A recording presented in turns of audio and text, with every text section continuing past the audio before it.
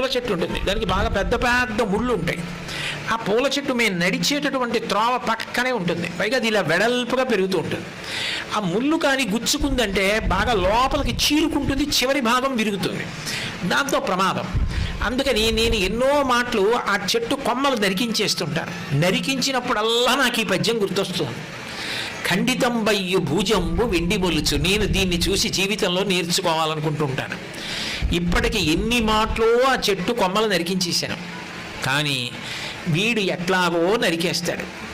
ఆ దార అటువైపుకు వెళ్ళదు, వీళ్ళక నడవడానికి చోట్లేదు, నేనా వెనక్కి జరగను, నా కొమ్మలా ఇట్లాగే ఉంటాయి, నా ముళ్ళు అంతే, నా పూలు అంతే, కాబట్టి వాడు నరికేస్తాడు అని అది మళ్ళీ చిగురు పట్టడం మానదు, కొమ్మ వేయడం మానదు. ఆ కొమ్మ నరికేయండి అని చెప్పడానికి నాకు ఎంత సిగ్గుగా ఉంటుందో. ఏమిరా దీని ప్రయత్నం, అసలు నిరుత్సాహపడదే, ఎన్ని మాటలు నరికేసినా